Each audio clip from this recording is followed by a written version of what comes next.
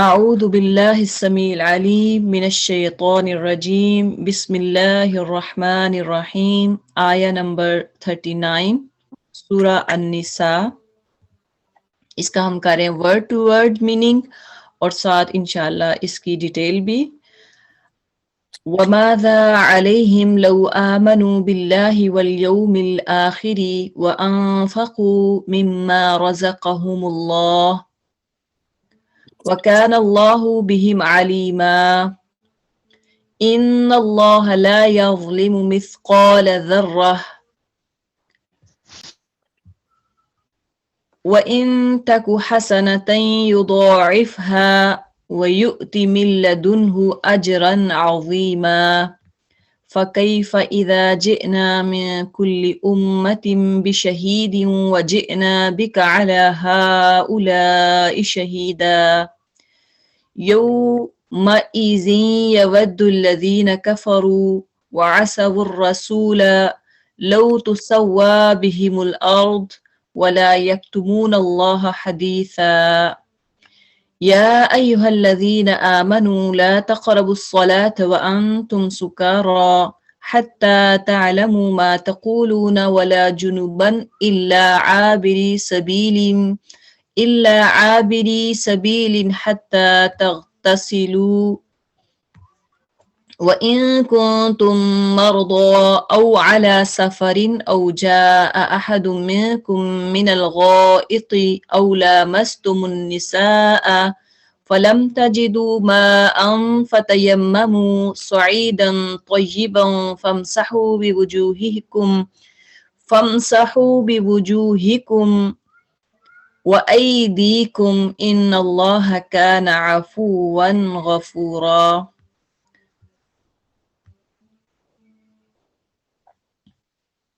وَمَاذَا عَلَيْهِمْ لَوْ آمَنُوا وَمَاذَا اور واو اور ماذا کیا علیہم ان پر. یہاں پہ ایک لفظ جو ہے وہ محذوف ہے. محذوف کا مطلب ہوتا ہے کہ وہ ظاہری طور پہ آیت میں نظر نہیں آ رہا. اس کا معنی یعنی صرف ہم یہی کرتے ہیں اور کیا ان پر, تو آپ کو سمجھ نہیں آئے گی, اس لیے ہمیں ناقصہ کا لگانا پڑے گا. یعنی ان پر کیا نقصان ہوتا, ان پر کیا مسئلہ, ان کو کیا مسئلہ ہوتا, لو اگر آمنو وہ ایمان لے آتے, اگر وہ سب ایمان لے آتے تو ان کا کیا نقصان تھا. باللہ کس پر ایمان لے آتے, اللہ پر, والیوم الآخری اور آخرت پر یعنی آخرت کے دن پر, وانفقوا اور وہ سب خرچ کرتے ہیں, مما اس سے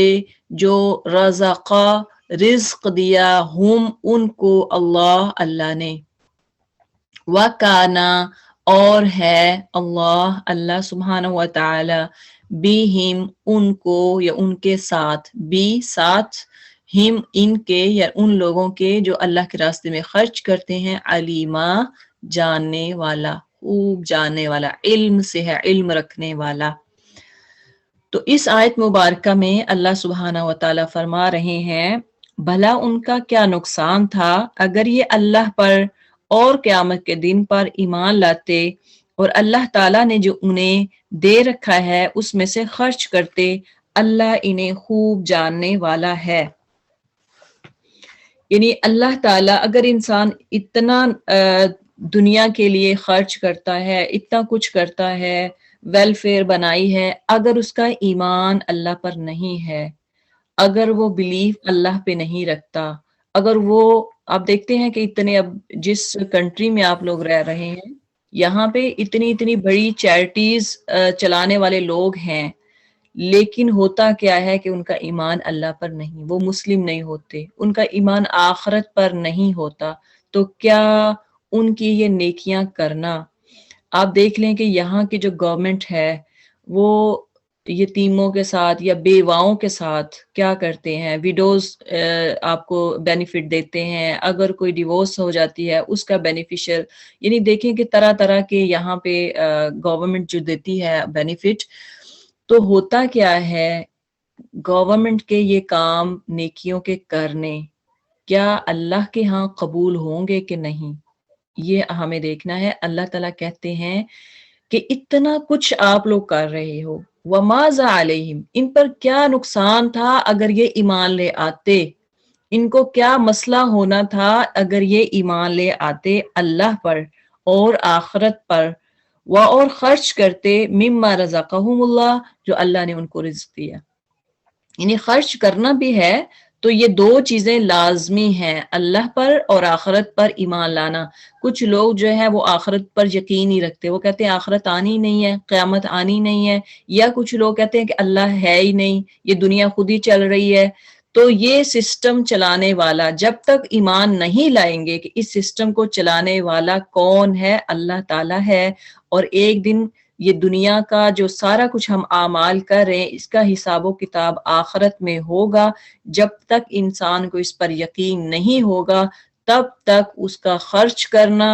اس کا نیکیاں کرنا کوئی فائدہ نہیں دیں گی۔ اس لیے اللہ کہہ رہے ہیں کہ اتنا کچھ کرنے کے باوجود اگر انسان اتنی نیکیاں کر رہے ہیں، آپ اتنے لوگوں کو فائدے پہنچا رہے ہیں، فری آپ میڈیکیشن جو ہے لوگوں کو کر رہے ہیں، سہولتیں دے رہے ہیں، لیکن اگر تم ایمان لے آتے تو کیا نقصان ہونا تھا۔ وَكَانَ اللَّهُ بِهِمْ عَلِيمًا، اللہ تعالیٰ جو کچھ انسان کرتا ہے اللہ تعالیٰ خوب جان رہا ہے۔ آیت نمبر 40، ان اللہ لا یظلم مثقال ذرہ، ان بے شک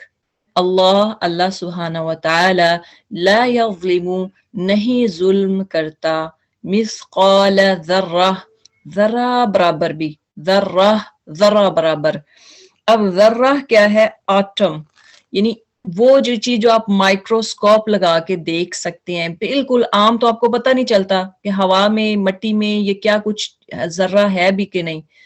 تو وہ چیز جو آپ مائکروسکوپ لگا کے دیکھتے ہیں پھر آپ کو پتا چلتا ہے۔ جیسے جرمز لے لیں، ہمیں عام ہمارے ہاتھوں میں کتنے لگے ہمیں نہیں پتا جب تک آپ اس کو مائکروسکوپ کے ساتھ نہیں دیکھیں گے۔ تو ایسے ہی اللہ تعالیٰ اتنا بھی، یعنی آٹم کے برابر بھی انسان پہ ظلم نہیں کرتا۔ وَإِن تَكُ حَسَنَةً، اور اگر ہو حسنہ کوئی نیکی، يُضَاعِفْهَا وہ دگنا کرتا ہے اسے، یعنی اللہ تعالیٰ اس کو ملٹی پلائی کرتا ہے، وَيُؤْتِي اور وہ دیتا ہے، مِن لَدُنْهُ اپنی طرف سے، من سے، لدن اپنی طرف سے، ہو اس نیکی کا اجر، اجرن عظیما بہت بڑھا کر، بہت زیادہ۔ اس آیت میں اللہ تعالیٰ کیا کہہ رہے ہیں؟ ان اللہ لا یظلم، اللہ تعالی کسی پر ذرا برابر بھی ظلم نہیں کرتا۔ اگر کوئی ایک نیکی کرے تو اللہ اسے دو چند کرتا ہے، ملٹی پلائی کرتا ہے، اور پھر اپنی طرف سے بڑا اجر عطا کرتا ہے۔ تو اب دیکھیں کہ اگر کوئی دنیا میں کوئی اپنی زندگی میں کوئی بھی نیک اعمال کرتا ہے تو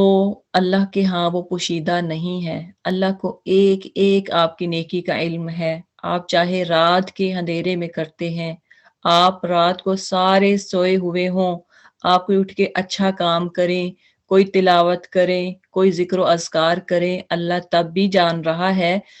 اور انسان اگر رات کے اندھیرے میں چھپ کر اگر کوئی برائی کرنے کی نیت سے اٹھتا ہے، کوئی برائی کرتا ہے، اللہ کو اس کا بھی علم ہے۔ تو اللہ کہتے ہیں اللہ ذرا برابر بھی، ایک آٹم کے برابر بھی اللہ تعالیٰ پہ جو ہے وہ ظلم نہیں کرے گا، ہر نیکی کا بدلہ آپ کو دیا جائے گا۔ اب دیکھیں کہ برائی کا بدلہ تو آپ کو اس کے ایکول دیا جائے گا۔ اگر ایک بندہ برائی کرتا ہے، ایک مثلاً اس نے برائی کی، اس کا بدلہ جو ہے اللہ تعالیٰ ایک دے گا۔ اب اگر کوئی بندہ نیکی کرتا ہے تو نیکی کے بدلے میں صرف اس کے ایکول نہیں دیا جائے گا بلکہ ملٹی پلائی کیا جائے گا آپ کی وہ نیکی کو۔ ایک نیکی کے بدلے، جیسے قرآن میں بھی آتا ہے نا کہ آپ ایک لیٹر پڑھتے ہیں، ورڈ نہیں لیٹر،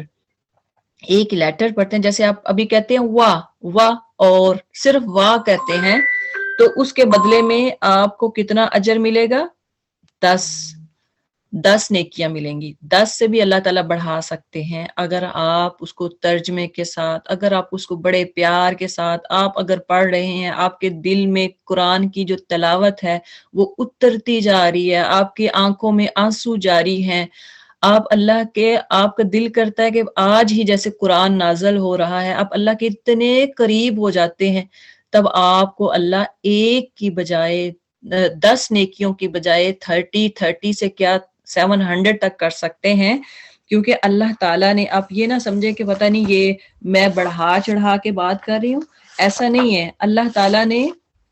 بتا دیا ہے کہ اگر کوئی نیکی کرتا ہے تو اس کا ایک، اگر کوئی نیکی کرتا ہے، سورہ بقرہ میں مثل الذین ينفقون اموالهم فی سبیل اللہ، یہ تو خرچ کرنے کی مثال ہے نا، لیکن ایسے ہی اگر کوئی آپ عمل کرتے ہیں تو اس کے لیے بھی ہے کہ کمثل حبۃ انبتت 7 سنابل فی کل سنبلۃ 100 حبہ، یعنی 7 بالیاں، ایک دانے میں کتنی بالیاں ہوتی ہیں؟ 7، اور 7 سے اللہ تعالیٰ پھر کتنے سے دانے نکالتا ہے؟ 100 حبہ، 700 اللہ تعالیٰ، یعنی اس سے ہر بالی میں 100 دانے نکالتے ہیں۔ تو آپ دیکھیں کہ 7 جب بالیاں ہوں گی تو 7 میں سے کتنے بنیں گے؟ 7، ایک میں 100 جب دانے ہوں گے تو 700 بنیں گے۔ تو اللہ تعالیٰ اعمال کو 700 تک پہنچا سکتا ہے، آپ کے اعمال کو 70 تک پہنچا سکتا ہے اگر آپ کی نیت صحیح ہوگی۔ تو یضاعفھا، اللہ تعالیٰ اس کو دگنا کرتا ہے، بڑھا چڑھا کے ثواب دیتا ہے، برائی کو ایک ہی رکھتا ہے، ایک برائی کی اس کے ایکول ایک، جو اس کی جو نامہ اعمال میں آئے گی برائی وہ ایک آئے گی، لیکن جو نیکیاں ہیں جب ایک کرتا ہے تو اس کی بجائے اللہ تعالیٰ زیادہ سے زیادہ دیتا ہے، وَيُؤْتِ مِن لَدُنْهُ، اور وہ دیتا ہے اپنی طرف سے اجرًا عظیما، بہت بڑا اجر اللہ تعالیٰ عطا کرتے ہیں۔ اگلی آیت ہے 41، فَكَيْفَ إِذَا جِئْنَا مِن كُلِّ أُمَّةٍ، فَكَيْفَ، پس، کیفَ کیا حال ہوگا، اذا جب، جئنا ہم لائیں گے، جئنا جاء سے ہے، جاء مطلب ہوتا ہے لانا، جب ہم لائیں گے، من سے، کل امہ ہر امت سے، یعنی وہ دیکھو ہاں اس وقت کیا حال ہوگا جب ہم ہر امت سے لائیں گے بشہیدن، ایک گواہ کو، شاہد کہتے ہیں نا گواہی دینے والا، تو شہید ایک گواہ کو، وجئنا اور ہم لائیں گے، بی کا آپ کو، بی ساتھ کا آپ، یہاں کاف سے مراد آپ صلی اللہ علیہ وسلم ہے کہ آپ کو بھی لائیں گے، علی ہؤلائی، علی پر، ہؤلائی ان پر، یعنی وہ جو لوگ ہوں گے ان پر آپ کو بھی ایز اے وٹنس لے کے آئیں گے، شہیدہ بطور گواہ۔ تو اس آیت میں اللہ تعالیٰ کیا فرما رہے ہیں، یومئذ فکیف اذا جئنا، پھر سوچو کہ اس وقت یہ کیا کریں گے جب ہم ہر امت میں سے ایک گواہ لائیں گے اور ان لوگوں پر تمہیں یعنی محمد صلی اللہ علیہ وسلم کو گواہ کی حیثیت سے کھڑا کریں گے، تو اس وقت وہ سب لوگ جنہوں نے رسول کی بات نہ مانی وہ کیا کریں گے۔ یعنی اب دیکھیں کہ اگلی آیت کو بھی ساتھ ہی ہم ملا کے پڑھتے ہیں تاکہ اس کا مطلب سمجھ آ جائے آپ کو۔ یومئذ، اس دن، یودو چاہیں گے، ودا یودو سے ہے چاہنا، خواہش کرنا، اس دن وہ چاہیں گے، کون؟ الذین، وہ لوگ، کفروا، جنہوں نے کفر کیا، جنہوں نے انکار کیا تھا اللہ کا، جنہوں نے انکار کیا تھا رسول کا، وعصوا، اور ان سب نے نافرمانی کی، کس کی؟ الرسول، رسول کی، یعنی جس کے پاس جو بھی رسول آیا اس نے اس کی نافرمانی کی، لو کاش، اس وقت کیا کہیں گے؟ کاش، تسوا، برابر کر دی جائے، لیول کر دی جائے، بہم، ان پر، الارض، زمین، اس وقت وہ خواہش کریں گے کاش ہم زمین میں دفن ہو جائیں، ولا یکتمون، اور نہیں، یکتمون، وہ سب چھپا سکیں گے، وہ سب کنسیل کر سکیں گے اس دن، اللہ سے حدیثہ، کوئی بات بھی، اس دن وہ اللہ سے کوئی بات بھی چھپا نہیں سکیں گے۔ اب ان دو آیات میں کیونکہ ان کا تعلق ایک ہی ان کا ساتھ ہے دونوں کا، تو اللہ تعالیٰ فرما رہے ہیں پھر سوچو کہ اس وقت یہ کیا کریں گے، کس وقت؟ قیامت کے دن، جب ہم ہر امت میں سے ایک گواہ لائیں گے اور ان لوگوں پر تمہیں یعنی نبی صلی اللہ علیہ وسلم کو گواہ کی حیثیت سے کھڑا کریں گے۔ اس وقت وہ سب لوگ جنہوں نے رسول صلی اللہ علیہ وسلم کی بات نہ مانی اور اس کی نافرمانی کرتے رہے خواہش کریں گے کہ کاش زمین پھٹ جائے اور وہ اس میں سما جائیں، وَلَا يَكْتُمُونَ اللَّهَ حَدِيثًا، اور وہ وہاں یہ اپنی کوئی بات اللہ سے چھپا نہیں سکیں گے۔ اب اس آیت میں دیکھیں کہ اللہ تعالیٰ فرما رہے ہیں کہ ہر امت میں سے اس کا پیغمبر اللہ کی بارگاہ میں گواہی دے گا، اللہ کی بارگاہ میں شہادت دے گا کہ یا اللہ ہم نے تو تیرا پیغام، ہم نے تو تیرا میسیج اپنی قوم کو پہنچا دیا تھا، یعنی یہ جو قرآن ہے یہ اس سے پہلے آسمانی کتابیں جتنی بھی آئی، ہر نبی بتا دے گا کہ ہم نے میسیج جو ہے آپ کنوے کر دیا تھا، اب انہوں نے نہیں مانا تو ہمارا کیا قصور ہے؟ پھر ان سب پر نبی صلی اللہ علیہ وسلم گواہی دیں گے کہ یا اللہ یہ سچے ہیں۔ اب دیکھیں کہ انبیاء کی گواہی، ہر نبی اپنے امت کے لیے گواہی دے گا، اپنی قوم کے لیے گواہی دے گا، اس کے بعد پھر آخری جو گواہی ہوگی وہ کون ہوں گے؟ نبی صلی اللہ علیہ وسلم وٹنس ہوں گے، وہ کہیں گے کہ یا اللہ دے آر ٹرو، یہ سچے ہیں۔ آپ صلی اللہ علیہ وسلم یہ گواہی اس قرآن کی وجہ سے دیں گے کیونکہ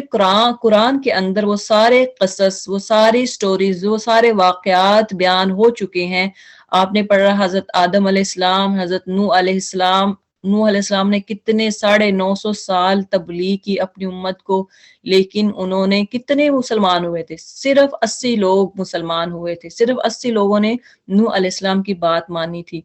اسی طرح سے ان کے بعد دیکھیں حضرت ابراہیم علیہ السلام اور باقی جتنے بھی انبیاء علیہ السلام، سب نے اپنی امت کو، اپنی قوموں کو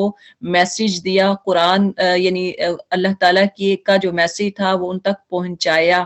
لیکن کتنے لوگ ان کی بات مانتے رہے۔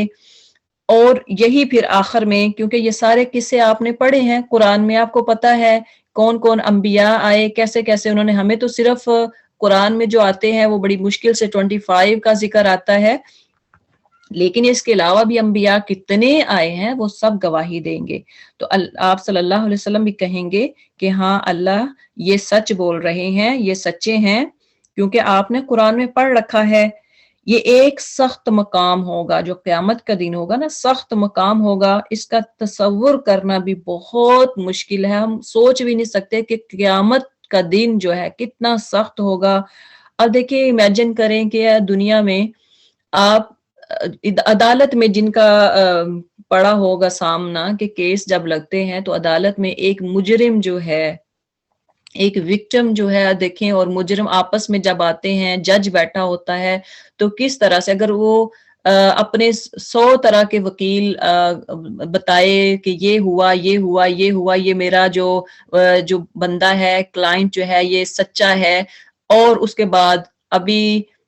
جج فیصلہ کرنے لگے لیکن اوپر سے دوسری سائڈ سے گواہی آ جائے کہ میرے پاس گواہ ہے کہ اس نے فلاں ٹائم پہ کسی سے ظلم کیا یا زیادتی یا کچھ بھی کام،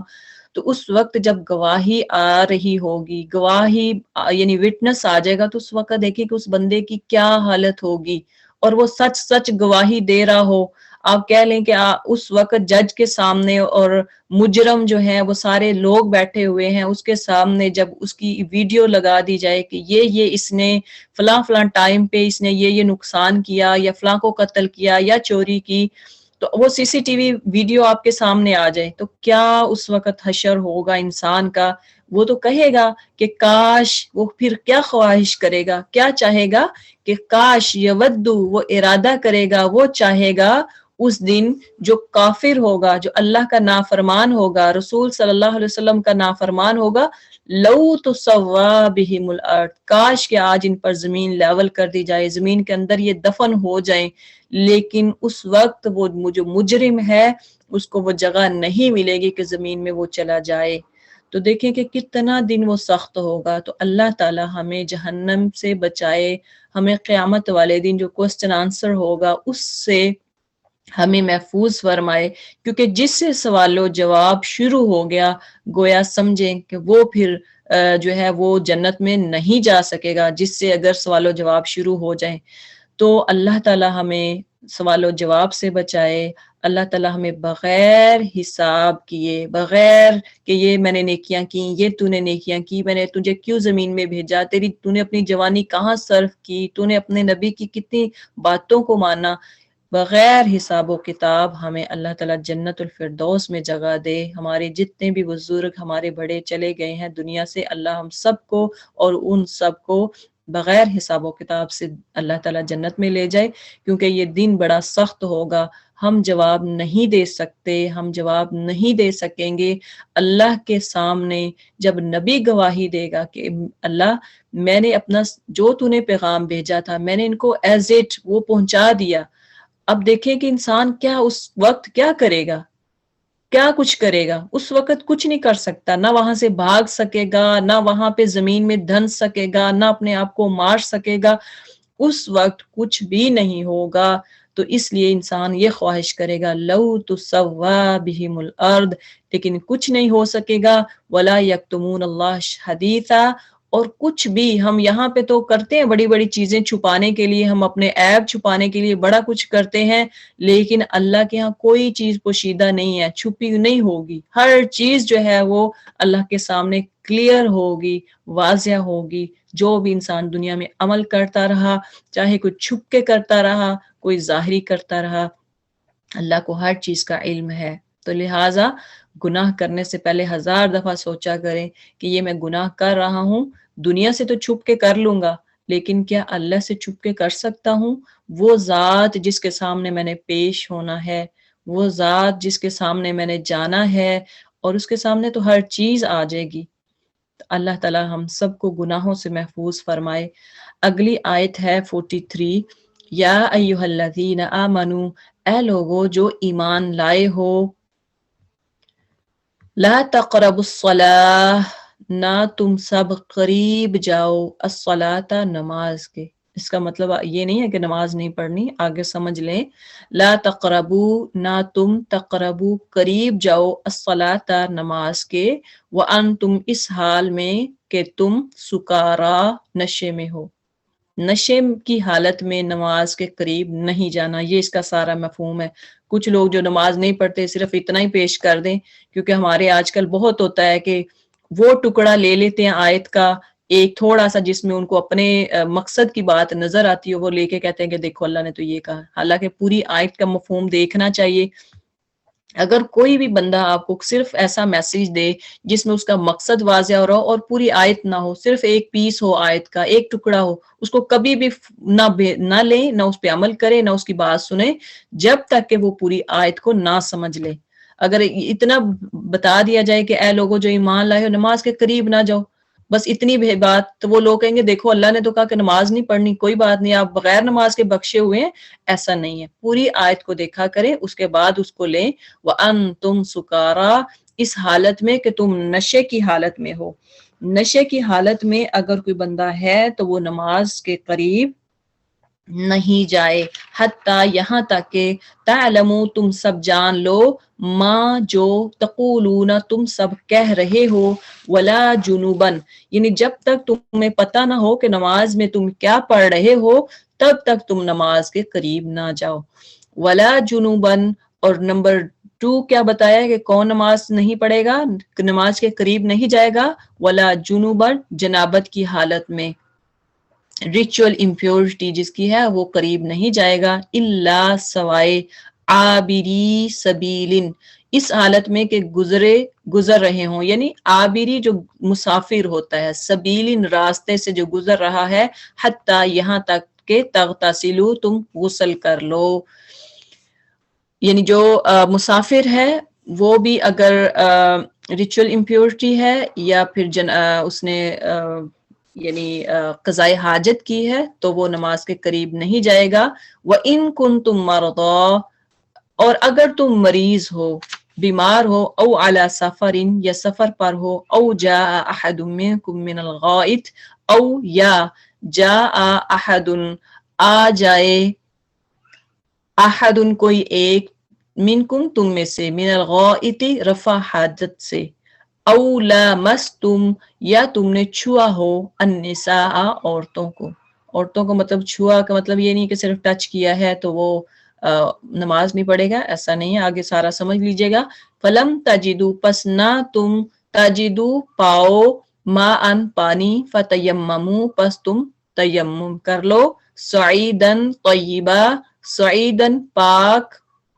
سعیدن مٹی، طیبہ پاک، یعنی سعیدن مٹی سے، کون سی مٹی سے؟ طیب جو پاک ہوتی ہے، پاک مٹی سے تم تیمم کر لو. فمسحو، پس تم سب مسح کرو، بوجوہکم، اپنے چہروں کا. وجوہ کہتے ہیں چہرے کو، وجہ کہتے ہیں ایک چہرے کو، وجوہ یعنی اپنے چہروں کا، وَأَيْدِيكُمْ، اور اپنے ہاتھوں کا مسح کر لو. ان اللہ، بے شک اللہ تعالی، کان ہے، عفواً غفورا، معاف کرنے والا،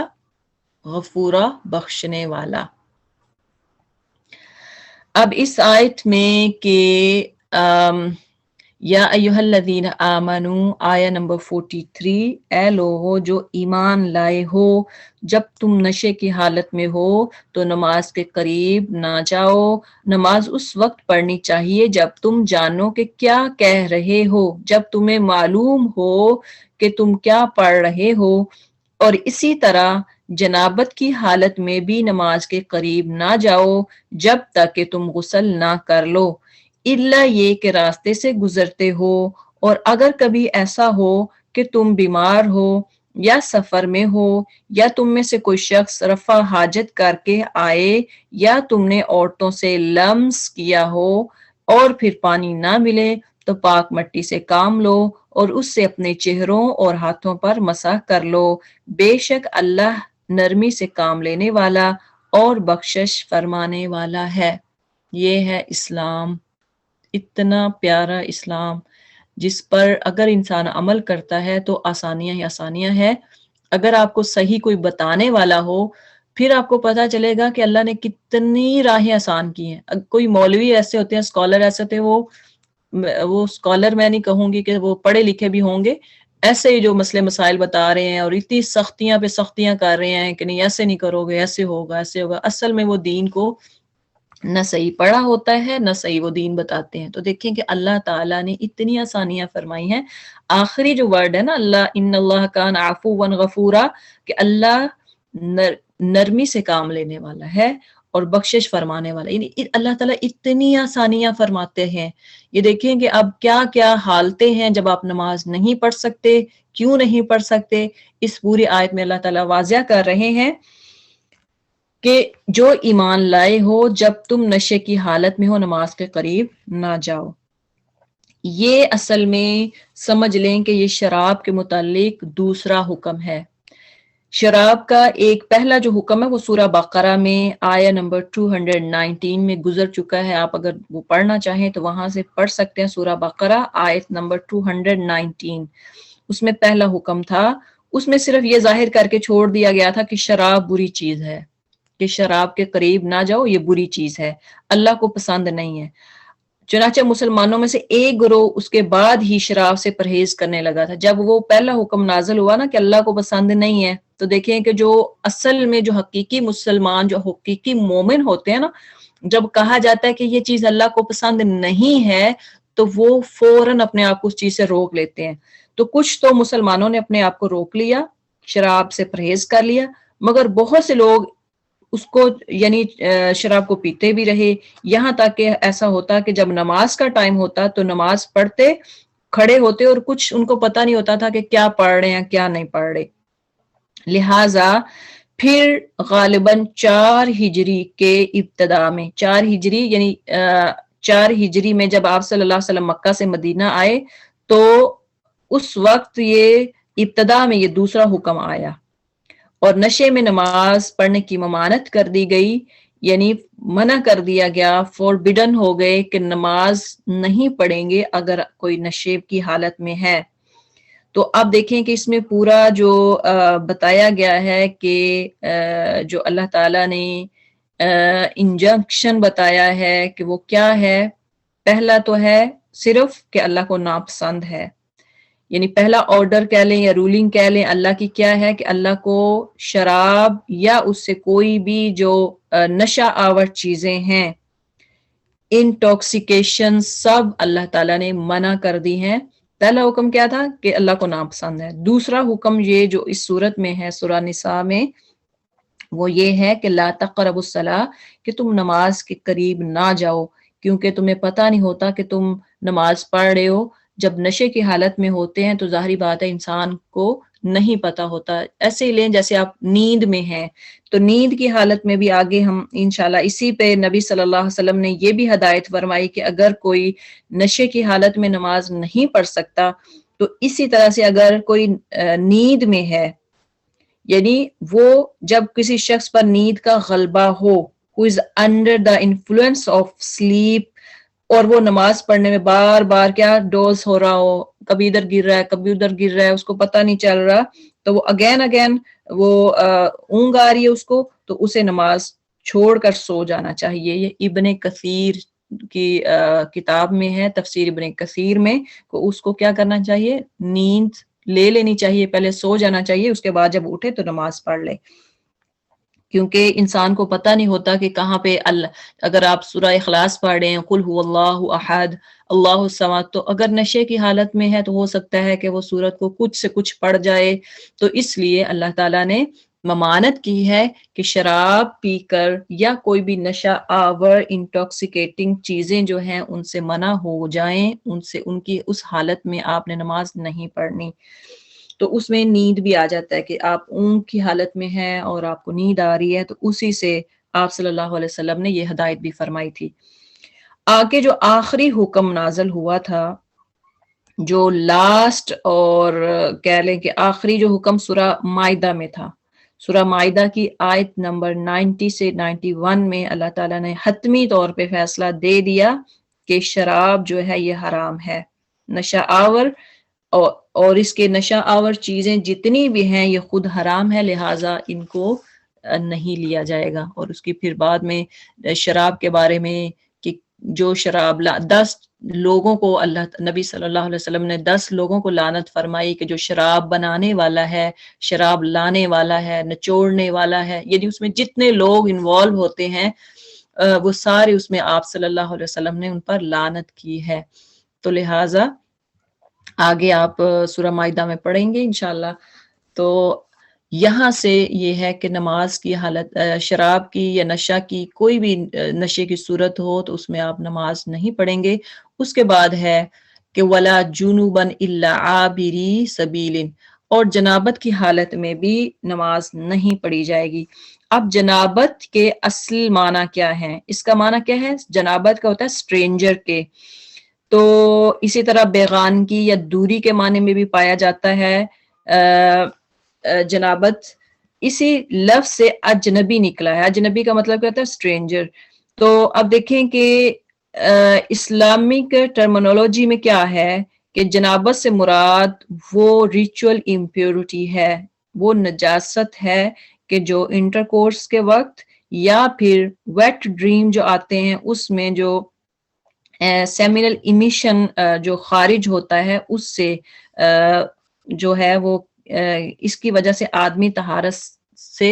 ختم ہو جاتا ہے۔ یعنی آپ دیکھیں کہ سیکچول ریلیشن ہے، آپ کے انٹرکورس ہے، اور اسی طرح سے ویٹ ڈریم سے جو مادہ خارج ہوتا ہے، اس سے جب آپ کوئی بندہ دیکھے تو اس وقت پھر وہ اس کو چاہیے کہ غسل کرے، حتی تغتسلوا، اسے چاہیے کہ وہ غسل کرے۔ اس کے بعد پھر اگر کوئی مریض ہے یا سفر پر ہے تو او جاء احد منکم من الغائط، یا پھر وہ قضائے حاجت سے آیا ہے تو اس پر کیا ہے، او لامستم النساء، یا عورتوں کو چھوا ہے۔ اب یہاں سے کہ لامس یعنی چھونا کیا ہے، لمس کیا ہے، لمس سے مراد یہاں سے اسکالرس کے نزدیک حضرت علی، حضرت ابن عباس، ابو موسیٰ اشعری، ابی بن کعب، سعید بن جبیر، حسن بصری اور مختلف اسکالرس کی اوپینین ہے کہ اس سے مراد مباشرت ہے۔ مباشرت کیا ہے؟ کہ انٹرکورس ہے، اور اسی رائے کو امام ابو حنیفہ اور ان کے اصحاب اور امام سفیان ثوری نے بھی کہا ہے کہ اس سے مراد کیا ہے؟ انٹرکورس ہے۔ لیکن حضرت عبداللہ بن مسعود اور عبداللہ بن عمر ابن عمر کی جو اوپینین ہے وہ ڈیفرنٹ ہے۔ بعض روایات سے معلوم ہوتا ہے کہ حضرت عمر ابن خطاب کی بھی یہی رائے ہے کہ اس سے مراد چھونا یا ہاتھ لگانا ہے، یعنی ٹچ کرنا ہے، کہ عورت کو آپ جیسے جا رہے ہیں نماز کے لیے تو ٹچ کر لیا، اٹ ڈزنٹ میٹر کہ اس سے وضو نہیں ٹوٹتا۔ لیکن اسی رائے کو امام شافعی نے بھی اختیار کیا ہے۔ لیکن بعض جو اسکالر ہیں انہوں نے ایک بٹوین راستہ نکالا ہے، ایک وہ کہتے ہیں کہ حضرت مثلا امام مالک کی رائے ہے کہ اگر عورت یا مرد ایک دوسرے کو جذبات شہوانی کے ساتھ ہاتھ لگا لے، یعنی وہ ٹچ کرتا ہے لیکن اس میں مرد کے خواہشات بھی بڑھتی ہیں، تو اس وقت سے اس کا وضو ٹوٹ جائے گا، تو اس کو چاہیے کہ نیا وضو کرے اور پھر نماز پڑھے۔ لیکن اگر بغیر جذبات کے وہ جسٹ اس کو ٹچ کرتا ہے اور اس کے عورت اور مرد دونوں ان کو کوئی مسئلہ نہیں ہوتا، کوئی شہوت اس کی نہیں بڑھتی، اس وقت پھر اس سے اس مس سے آپ وضو نہیں بھی کرتے تو آپ کی نماز ہو جائے گی۔ یہ بٹوین وے ہے، دونوں کا راستہ، درمیانی راستہ ہے کہ اولا مستم النساء، یعنی تم نے عورتوں کو چھوا ہو۔ فلم تجدو، اب ان کنڈیشنز میں کیا کیا ہے کہ اگر کوئی بیمار ہے یا سفر پر ہے، بیمار ہے تو وہ کیا کر سکتا ہے؟ وضو نہیں کر سکتا تو تیمم کر لے۔ سفر پر ہے، اس کے پاس پانی موجود نہیں ہے تو کیا کر سکتا ہے؟ وہ تیمم کر سکتا ہے۔ تیسرا، او جاء احد منکم من الغائط، یا ٹوائلٹ گیا ہے تو وہاں سے اس کے پاس پانی نہیں ہے تو پھر کیا کر رہے؟ وضو نہیں، پانی نہیں ہے تو تیمم کر لے۔ فورتھ کیا ہے؟ او لمستم النساء، ابھی وہی بات جو ہم نے ابھی ڈسکس کی، یعنی عورتوں کو ٹچ کیا۔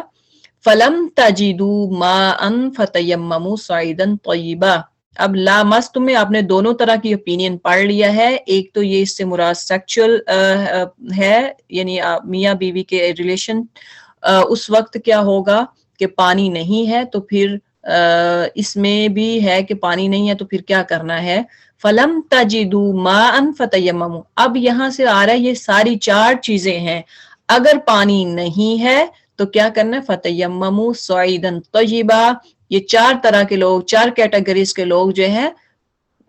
اگر پانی نہیں ملتا تو پھر پاک مٹی سے تیمم کر لیں۔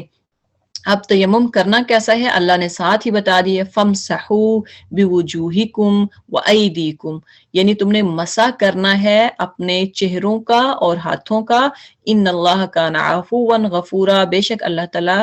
نرمی چاہتا ہے۔ اب مسح سے متعلق یہاں پہ کہ مسح کیسے کرنا ہے اس کے بارے میں آپ دیکھ لیں کہ قال فی التیمم، آپ صلی اللہ علیہ وسلم ضربۃ لوجہ والکفین، مسند احمد کی حدیث ہے، اور اس میں کہ نبی صلی اللہ علیہ وسلم نے تیمم کے بارے میں فرمایا کہ یہ دونوں کوہلیوں اور چہروں کے لیے ایک ہی مرتبہ مارنا ہے۔ یعنی کوہنیاں کیا ہے؟ آپ نے اپنے دونوں ہاتھ لیے، اس کو ایسے زمین پہ آپ نے، جہاں آپ دیکھتے ہیں کہ مٹی ہے وہاں پہ مڈی جو ہوگی وہاں مڈ پہ نہیں مارنا، آپ نے سوکی مٹی جہاں پہ ہے وہاں پہ اپنے ہاتھ مارنا ہے، اور اس کے بعد وہ ہاتھ دونوں آپ نے ایسے پکڑ کے ان کو ہتھیلیوں تک یا دونوں ہتھیلیوں کو ان میں رگڑ لینا ہے، یعنی آپس میں ملا لینا ہے ان دونوں کو، اور چہرے کے لیے ایک ہی مرتبہ مارنا ہے۔ یعنی یہ دونوں ہتھیلیوں اور چہروں کے لیے صرف آپ نے ایک دفعہ زمین پہ رکھنا ہے، مٹی لگانی ہے، پاک مٹی، اور اس کو پھر آپ نے وائپ کر لینا ہے فیس پہ۔ تو یہ بس تیمم ہے، اس میں کوئی ایسی مشکل چیز نہیں ہے۔ تو اگر کوئی ان چار کیٹیگریز کے لوگ اگر پانی نہیں ملتا تو پھر کیا ہے کہ وہ ان کو نماز کا ٹائم آ گیا تو تیمم کریں اور پاک مٹی سے اور وضو کریں، نماز پڑھ سکتے ہیں۔ اب دیکھیں کہ یہودیوں کی خباثتوں اور شرارتوں میں سے ایک یہ بھی تھی کہ ہم نے سنا کے ساتھ ہی کہہ دیتے. آگے دیکھیں کہ انشاءاللہ آپ باقی پڑھیں گے، لیکن یہاں تک جو ہے کہ اللہ تعالیٰ نے آپ کے ساتھ آسانی کا وعدہ کیا، آسانی ڈھونڈتا ہے کہ اگر آپ کے پاس پانی نہیں ہے تو پھر کیا کرنا ہے، تیمم کر لیں. غفورا، اور اللہ تعالیٰ بخشنے والا ہے. کمی کوتاہی اگر کسی سے ہو جاتی ہے تو اللہ تعالیٰ معاف کرنے والا ہے. سبحانک اللہم و بحمدک، نشہد ان لا الہ الا انت، نستغفرک ونتوب. صلی اللہ علی خیر خلقہ محمد و آلہ و اصحابہ اجمعین. آمین یا ارحم الراحمین. السلام علیکم ورحمۃ اللہ وبرکاتہ.